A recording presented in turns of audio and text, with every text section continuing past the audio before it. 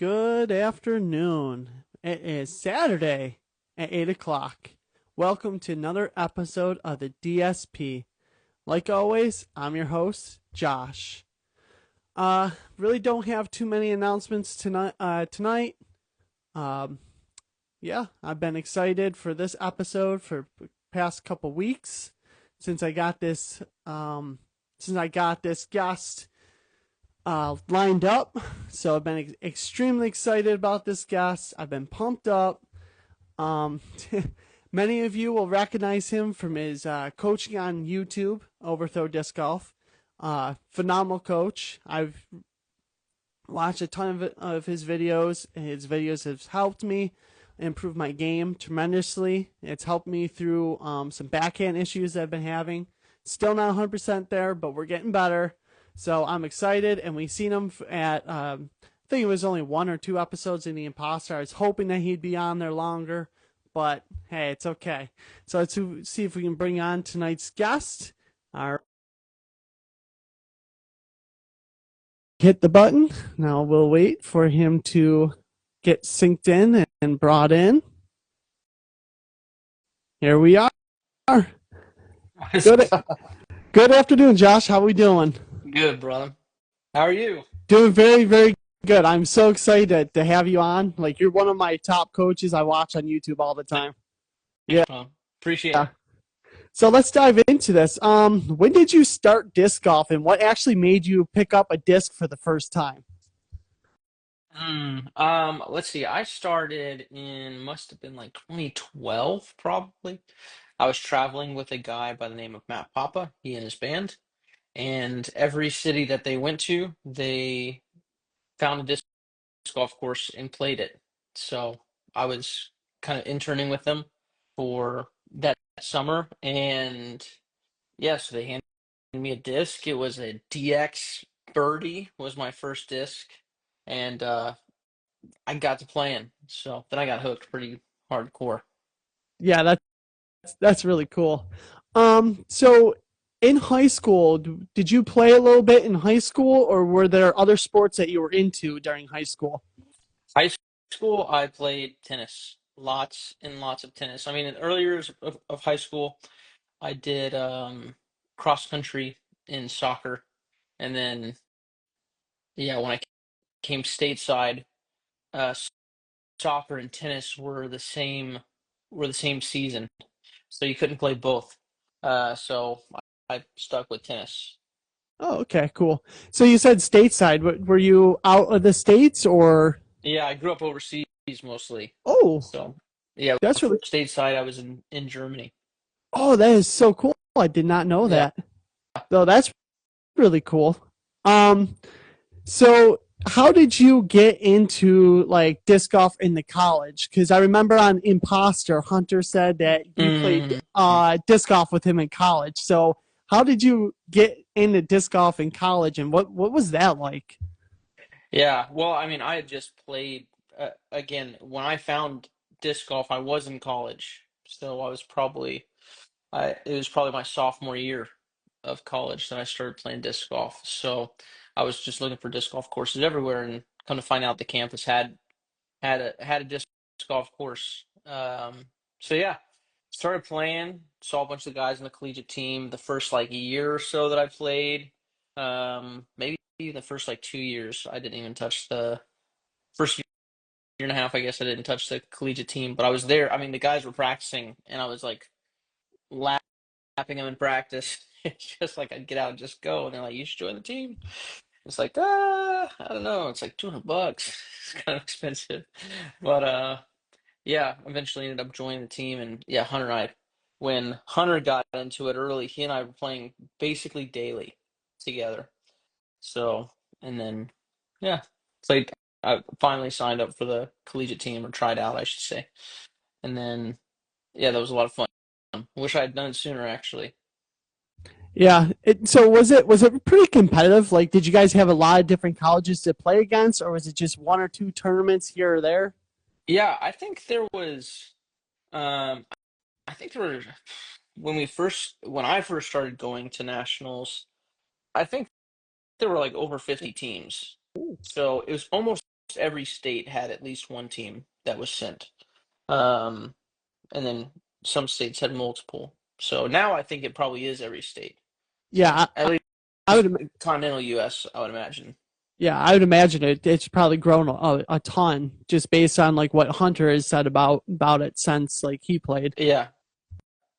Yeah, I'd be shocked if we didn't have one. I would be more shocked if we didn't have one in from every state than if like Alaska sent a team. So, Yeah. So since then has your competitive career like kept going, or did you kind of change more your focus onto the coaching side of disc golf? mm, yeah, so I played tennis in high school, and then that went all the way up in like even the early like years of college. I played some like low level, like some like club, like intramural and stuff, tennis.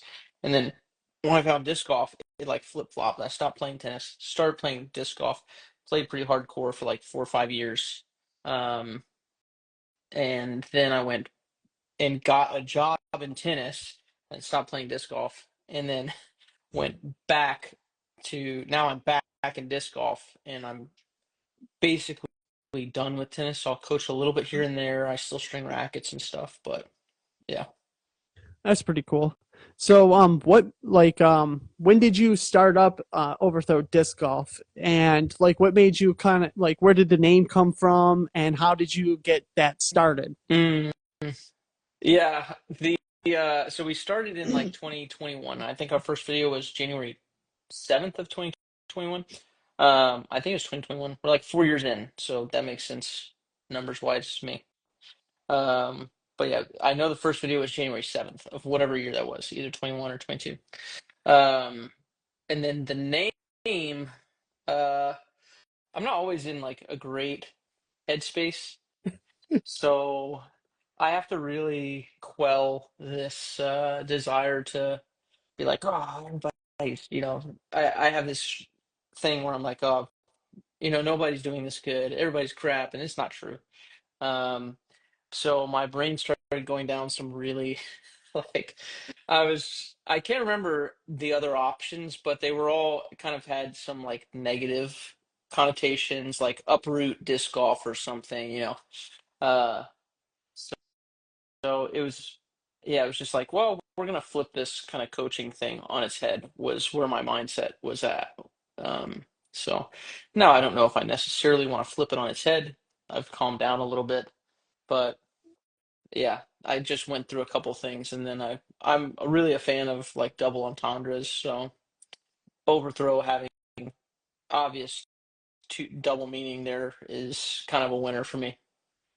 Yeah, definitely.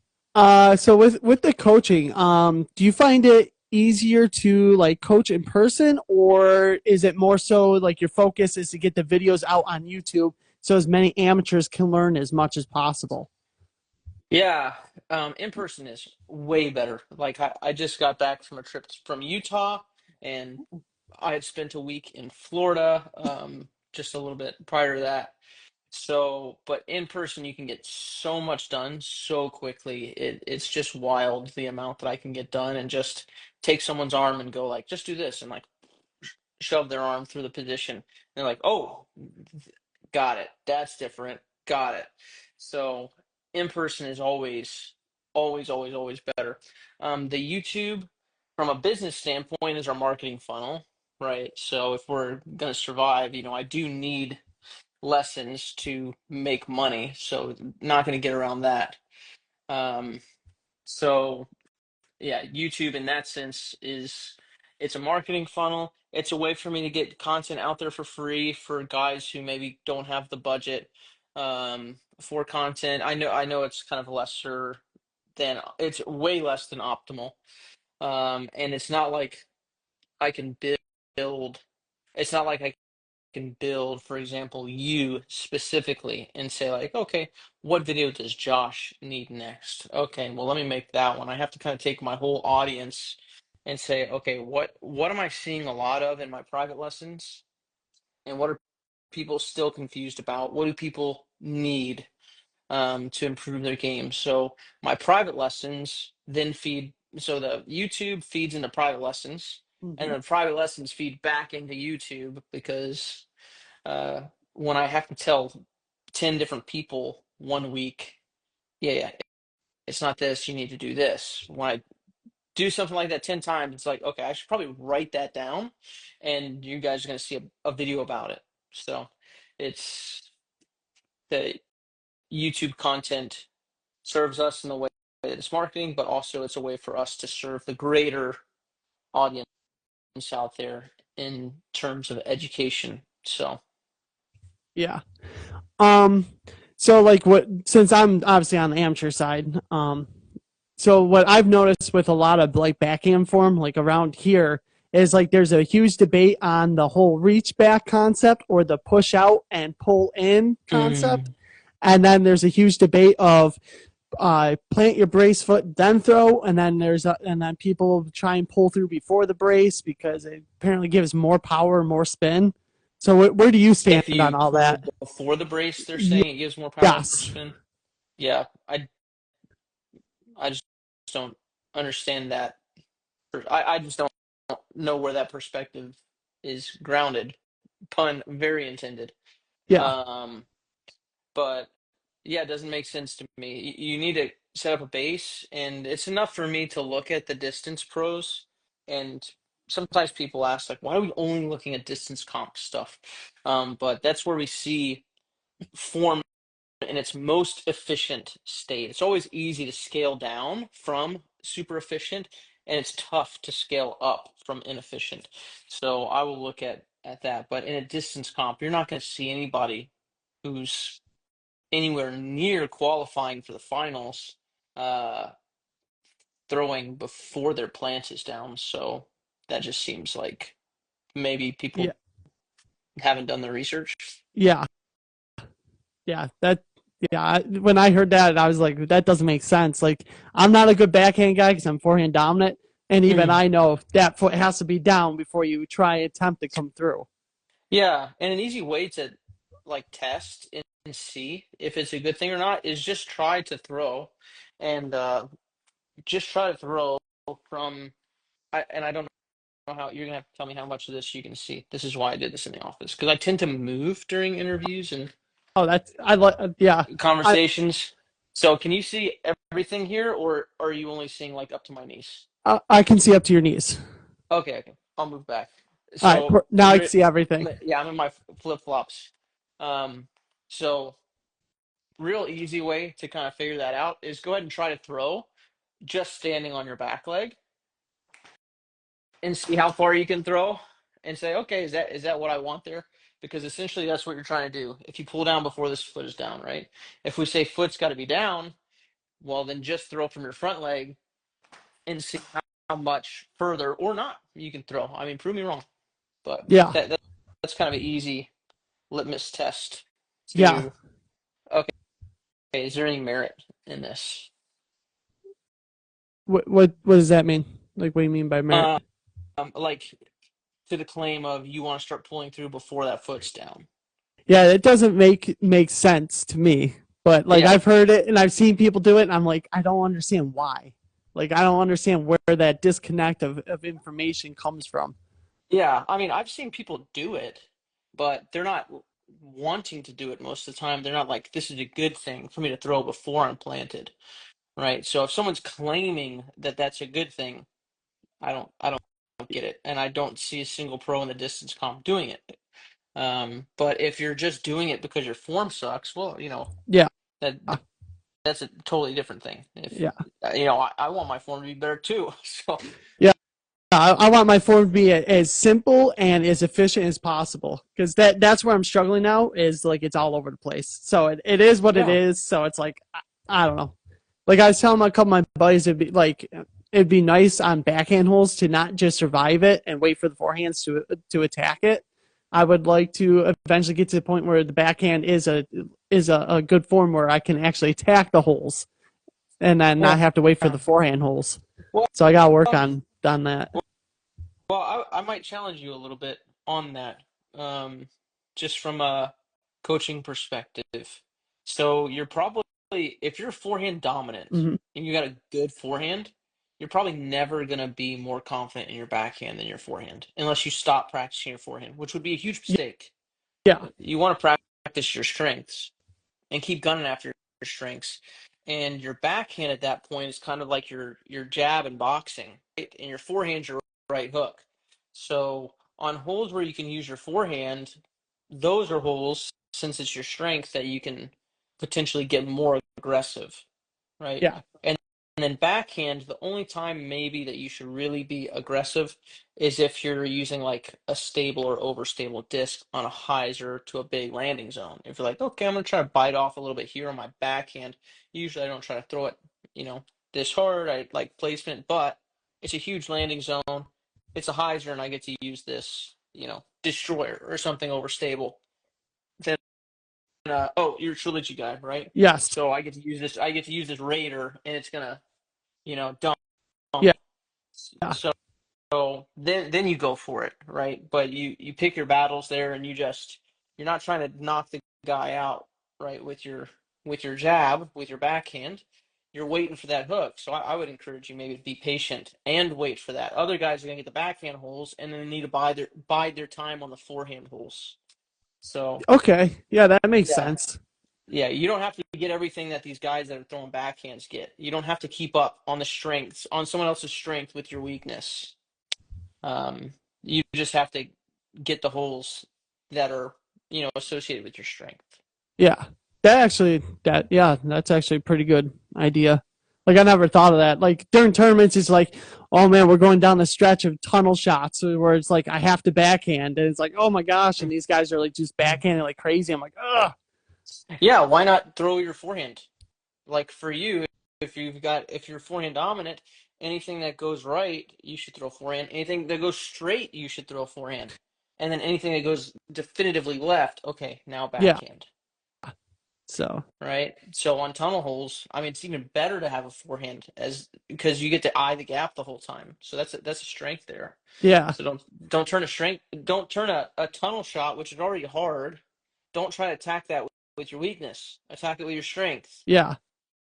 Like because I'm a flex forehand guy, so most tunnel shots I look for an opening to punch out and then have it come back in towards the end. Mm, The hyzer flip, I'm still working on that with the yeah. forehand. It's hard to not put so much arm into it. Mm. So yeah, I got a lot of off axis torque. Yeah. Well, I mean, even guys on tour that are throwing predominantly backhands, there are a lot of guys that I've seen that don't have like a straight, like a hyzer flip to straight backhand. There's still a lot of guys that are going to take something like their Athena and they're going to put it over on slight and hyzer and do this baby flex, right? So there's no reason. Like I've got a pretty decent forehand. If I didn't have a hyzer flip forehand, I'd still find something that's like maybe my ring cookie or something like that that's got a little understability to it and still go mostly straight. So you don't have to have a hyzer flip to attack that kind of hole. But yeah, you Yeah. can still do it, I think. So speaking of discs, what's in your bag? Is it like a mix, or are you kind of more on the MVP side, or? Mm, yeah. Well, we had a Clash sponsorship Ooh, for the season last year, so I've still got a lot of Clash in my bag. I've got like a glitch, popcorn, fudge, um, and then I've got a peach, couple cherries, and then drivers right now. I'm going into like infinite drivers, so I haven't thrown them yet. But in the other room, I've got a stack of five, uh, like conquerors, emperors, pharaohs that I'm going to try out. nice. So what disc are you leaning on the most right now? Like if you were to go out for like a tournament round, what disc would you be the one that, oh, I can throw this one perfectly every time? Oh, I don't know that I have one of those, honestly. Um, what disc can I throw perfectly every time? I mean, if we're talking about off the tee, I'm gonna take something. Uh, I just lost like a bunch of discs when I was doing stuff in Florida because I just like will grab stuff from my bag, I'll demo, and then I won't remember where I threw it during the lesson, and they're paying me. good money to be there, so I'll just like leave it. I'm like, I'll pick it up later, and then it's like I don't know where that thing went. So I'm gonna lean on plastic that's a bit more overstable. So the last time I did play, we went to check out this new course in town, and I took um two putters and a cookie with me. That was it. Wow. So slightly understable cookie. I enjoy doing that, kind of pared down rounds. But yeah, I mean cookies, nice disc. So maybe that one. Yeah. But I'm Um. not super attached to anything in my bag. Like if it isn't working, I'll just kick it out. Yeah. I'm hooked on my Saki Bomb Felons. That's my go-to for my Mm, forehand. That's like if there's a forehand, that's what I'm grabbing. That, or if I need a little bit more distance, I'll grab the general. mm. Okay, so you are throwing the general. Yeah, Yes. sick. I mean, Yeah. top forehand guy, right? Anheuser forehand guy. Makes sense. Yeah. Yeah. My forehand is a very interesting form. A lot of people say it's like I look like I'm swinging a baseball bat. So it's like, oh, okay. So Not a bad thing. I mean, the setup's pretty similar. So, yeah. So do you have any clinics coming up? And if you do, whereabouts are your clinics going to be? I don't have any clinics, and what I've kind of discovered is that maybe clinics aren't the best thing on the road anyways. So I'm doing a lot of Mhm. one-on-ones when I'm traveling now. The last so in Florida, I think I did like one clinic, and then the rest were just private lessons. And then in Utah, it was all private lessons. So just seems like better value for people. The one-on-one environment is just better than a group lesson that may or may not hit on your individual needs. So I make less money that way, but it's a better product and it's better for the student. So we're gonna run with that. I don't have anything set up currently. I'm eyeballing a couple places, eyeballing some places in Ohio. So looking at Ohio, maybe Maryland, and then my wife really wants to go to Portland. So if there's anybody out in Portland watching this, and you're hooked up with like the local club or you've got good rapport in your community and you want to help me liaison and set that up, I'm totally down. It would need to be the week of the European Disc Golf Festival because my mom has my kids that week. So Oh, nice. so we're gonna get to spend some time, little vacay for me and the wife, That's and I'll cool. tack some work onto it. Have you ever came up to Buffalo area and done disc golf? And if you haven't, is there any plans to eventually get up here? I haven't. Where's that place that Paul put in that course in New York? Um, I'm not really sure. Is it like Albany or something, maybe? It might have been. I'm Oh, not too sure. Maybe somebody in the chat knows. yeah. Somebody was asking me about going up to New York, so we haven't been yet. But I'll go anywhere. I enjoy traveling. Uh, I really enjoy traveling. I enjoy teaching in-person lessons. And it's honestly it's good money too. I can do a lot of teaching very quickly. Um, so it's kind of a win for everybody. So I'm down. If anybody's watching and they're like, "Come here," we know people would sign up. Yeah, And that's I'm definitely in. the Buffalo area. Like we literally are a hidden gem. Like the more people I talk to out of state where they have to travel for courses like an hour plus, I'm like, dude, I have like 20 courses within 30 minutes of my house. Mm, Like there's Bond Lake, there's Joseph Davis, there's Como Park, like yeah, Royalton Ravine, and then you go out to Rochester, which is within an hour. You got Shadow Pines, you got Chai Lai. yeah. I mean that's almost like Charlotte level. 20 uh 20 courses within 30 minutes. That's a lot. That's a lot. Yeah, It's not Charlotte level, but it's getting closer. So, okay, Buffalo. I'm down. I'm down, and it's getting nice for you guys, I'm sure. yeah. Right now we're having kind of an abnormal, kind of rainy and windy Hmm. start to the season, but by like June and July it should be dry and warm. So Yeah, I'm in. heck yeah. And then, yeah, the next year, the World AMS Championship, World AMS is coming here, so they'll be playing the courses around here for it. Okay. So that's definitely gonna be really cool. Like that's the big buzz around here is all of the courses are getting all these updates for the World AMS. Nice. Yeah. Sounds like a good time. Yeah. Uh, so what is like your goals in the disc golf, and like is it to get your not only get your game better, but is it to grow your coaching to the point where you got multiple coaches under you and then you're kind of coaching like kind of like a bigger area? Yeah, yeah. Actually, I just finished a script last night for a video where we will be announcing multiple coaches on our Woohoo. website. So nobody really knows about that yet. So you're welcome. Good timing on the podcast. So yeah, we're gonna have a couple guys. I've been working with a couple guys one on one who already carry a coaching like a private clientele. So we've got me, and then Mikey came on board as a site. I mean, he didn't come on board. He was on board, and he's got a coaching background from tennis. He coached tennis before I coached tennis. Oh wow. Got me my job at the country club, actually. So, then we had Mikey, and we've got Cam on board currently as well. And then we're gonna onboard two more coaches. I've been working with them the past couple months. Um,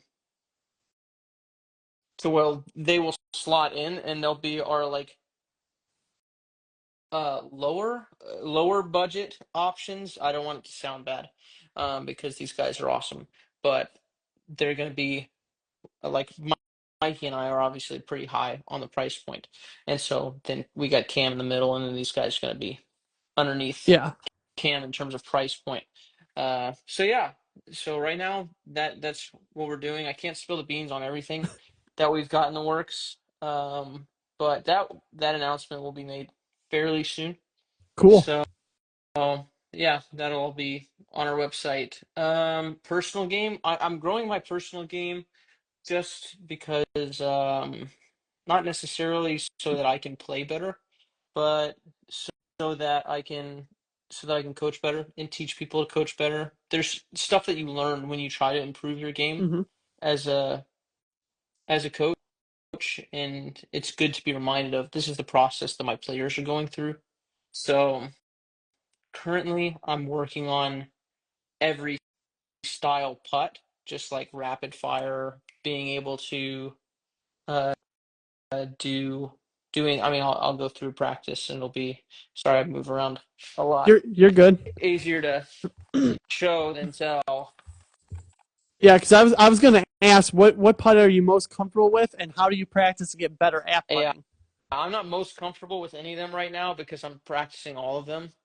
So, uh, but yeah, so I'll be, at my practice basket and I'll go, okay, here we go, Ricky, and then I'll go Matteo, and then I'll try Simon, and then I'll just like keep switching Paul and just try to fire, fire, fire, fire, fire, um, and just groove all the different ones so that I can teach all the different ones. So my goal is to be, I think a coach needs to be able to demonstrate most, if not all, aspects of the game, not to the highest level, but Yeah, for me personally, my coaching standard is I should be able to demonstrate uh, reasonably well, like spin putts. If someone's on this Anheuser spin putt, I want to be able to demonstrate that. I want to be able to go like, okay, here's what you're gonna do. Okay, you've got this spin putt down here, or you've got this push putt here, or you've got this. I want to be able to demonstrate it all.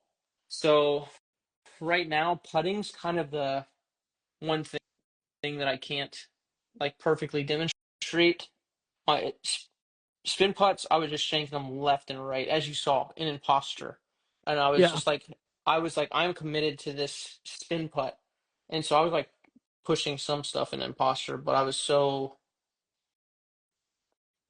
Anyways, yeah. So what you saw in Imposter was me in that stage where it's like all I had practiced for the past like 2 weeks was this really like committed spin putt. And so when Gary was like, I need a wind read, it was like, Yeah. do I push putt this or do I spin putt this? Because Gary's a spin putter. Yeah. And so the best thing I can do is spin putt this. But I've got one gear on spin putt right now, and it's about 50 miles an Oh hour. wow. So it's not really 50. It was, Yeah. but it was 30 would not have been an exaggeration. Yeah.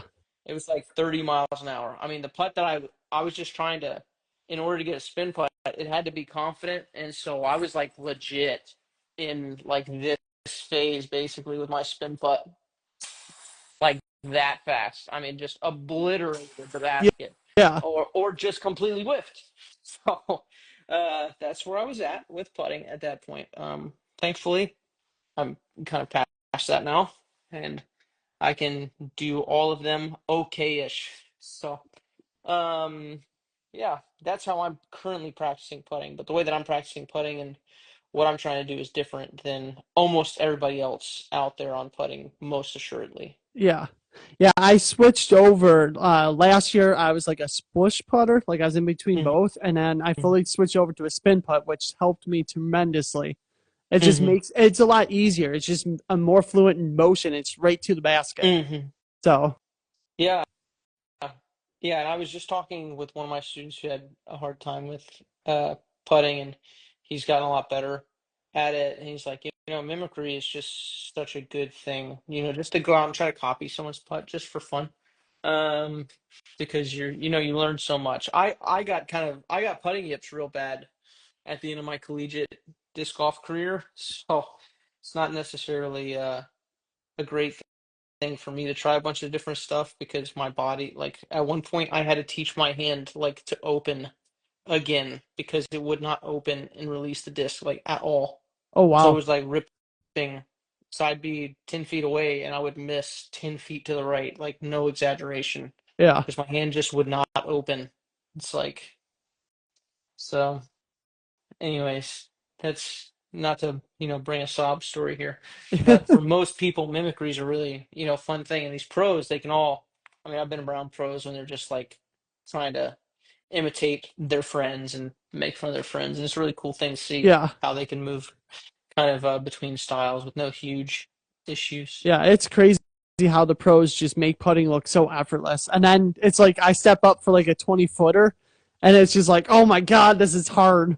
Yeah. I mean, in the Cascade Challenge, I was just looking and just reminded about um, how, like, even if 10 or 15 feet or whatever it was, probably 15 feet, but like 15 feet, how seriously they're taking their routines and stuff like that. So they do make these long putts look uh super easy compared to us, but also they really respect every length putt, way more than I respect any 15-foot putt that I've taken in the past however many years. Yeah. So So, all right. So my final question for you tonight is a personal one because this is something that I've been struggling with so far this season. My first rounds are absolutely crap. Like mm, I'll shoot like way below my rating, and then my second round is always lights out, and I climb all the way back up to like up on the scoreboard. So it's just like, so what could I do to get myself in kind of a better first round, and then kind of play it like I do my second round? well, first off, that's a super common pattern Hmm. of play, right? Super common pattern of play. Awful first round, amazing second round. Probably equally common is amazing first round, lead card, absolute worst round you've ever played your entire life for your second round.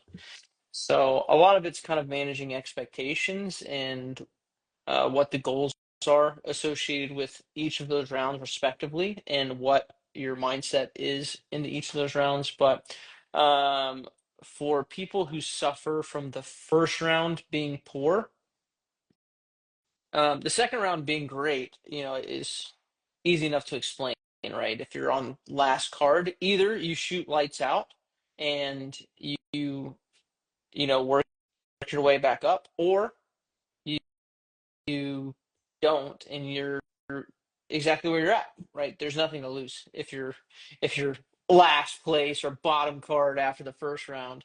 So it's very freeing, right? Your mindset is just, okay, let me just get after it. There's nothing to lose at this point, right? So it's basically, what do you do when there's something to lose, right? And some guys have that great first round because they don't expect to win anyways. They have nothing to lose when they start, and then all of a sudden they're on lead card, and it's like, oh crap, I might be able to win this thing, right? I just gotta hold it. I just gotta stay here, right? And all of a sudden they got something to lose. So um, I guess I would ask a couple questions. First question would be, uh, what what is your pre-round, like your pre-tournament round prep look like? And are we talking about 2 rounds one day, or are we talking about Two day? rounds one day. Yeah, okay. So what is your like pre-tournament? Pre-tournament, I'll stretch out a little bit with the band, get my shoulder loose because I'm forehand dominant, so I want to make sure my shoulder's ready to go. And then I'll flick a couple approach shots up to the basket. I'll putt a little bit, and then I'll do like one or two drives, and then that's it. Yeah, I mean, it could be as simple as you're going in cold, right? And we see this even with guys who, like on the pro tour, when they had to move some of like Music City Open or whatever to the next morning, and the guys got to wake up at the crack of dawn, throw their partial, previous round, and then the ladies tee off, and then the guys get back at it again. And the second round, they're on fire. It's like, whoa, what is up with these scores, right? So sometimes just uh, throwing probably more than what most people would think to warm up and getting kind of dialed that day, because your aim changes day to day a little bit, Yeah, not much, but one day you're aiming straight and everything's just boom, laser, laser, laser, laser. Some days it's like you're aiming straight and the first one goes here, and you're like, okay, and then you got to adjust and start moving that sucker left. Or some days you're aiming straight, you do the same thing as you did yesterday, everything the exact same, and yesterday went straight, and today it goes over here. Well, that's just for whatever reason. It could be colder. You could have played earlier in the day, and now your body's a little bit slower, hands a little bit slower. The air's more dense. You didn't get as much sleep as you got the night before. Whatever. There's a hmm million reasons, right? So you got to go out day of and do something before your round that gets your aim kind of locked in, right? yeah, So I wouldn't just go into a tennis match and be like, oh, okay, the first like that little 10-minute warm up that happens between the players before the actual match. No professionals going out and only warming up 10 minutes before a match, like just in terms of hitting yeah, balls. So we're not saying like of course they're going to stretch and things like that, but it's like you should play a little bit and kind of grease that wheel a little bit before you start playing day of and get some adjustments made. So it could it could be as simple as that. yeah, It could be, you just weren't warmed up. It could be maybe mentally that you were tight first round, and you're like, I've got to get in a good place. I have to shoot well, yeah, right, to be in contention here. Maybe you looked at scores that won the same tournament, or you looked at the ratings of the people that you're playing against, hmm and you're like, oh, this guy. What division are you in, by the way? MA2. MA2. So you're like, this guy. This guy is a 950 rated player. So I got to shoot at least a 950 rated round, and that means I got to shoot at least this. Right now, you're putting pressure, pressure, pressure, and I have to Yeah, do this, have to do this. All of a sudden, you miss a must-make birdie hole. I have to get a birdie here. I have to go. I have to shoot 8 down. Okay, well, I yeah, can't get these 10 holes. That means I have to birdie this one. And then all of a sudden, you miss it, and now it's like, well, shoot. Now I definitely have to get the other 7. You missed the next one of the 8 that you needed to get, and now it's just pressure, pressure, pressure. All of a sudden, on the other 10 holes that you didn't even have a real percentage chance of birdieing, anyways, you start pushing too hard to make birdies where you shouldn't be. You start using your backhand again to be aggressive in places that you shouldn't be aggressive, yeah, and then you just play even worse. And then all of a sudden, you're at the bottom, and you just loosen up, and you're like, okay, well, second round, I just got to play. yeah, Um, so oftentimes people don't need to shoot as hot as they think that they need to when you have, 2 hmm rounds. So you don't have to, you just have to give yourself your best chance of executing. Stay inside, like get a good warm up, stay inside your pre-shot routines, stay inside your pre-shot routines, stay inside your pre-shot routines, stick to the plan, and then don't put so much pressure on yourself to perform. Like either it's going to be there that day or it's not. I'm not Yeah. saying don't make adjustments. If you miss the first putt low, your second putt better not be low. Yeah. It can be high. You can hit band, totally fine, but don't miss the second putt low. Make an adjustment, right? Don't go, okay, first putt on hole one, low. Second putt, low. Hole three, low. Hole four, low. Hole five, low. It's like hole one, low. Hole five, or hole two, high, low, high, low, high, low, and then eventually back nine, you're just right because you start making Yeah. adjustments, right? So we're going to make adjustments as we go through, but sticking to your pre-shot routine and your game plan um, is your best chance of executing at the level that you want to execute at. It's often not about increasing the ceiling. It's not about shooting a hot round. It's about making sure that your bad rounds, when stuff isn't going well, when your backhand is like really bad and your forehand, that's usually your strength, is a little bit off today. When you start trying to push and make those your best rounds, that's when you start hitting your floor. Yeah. And then you're screwed because your rating's going to drop. You're then you're gonna have to play so hot in round two to get back into contention. Yeah.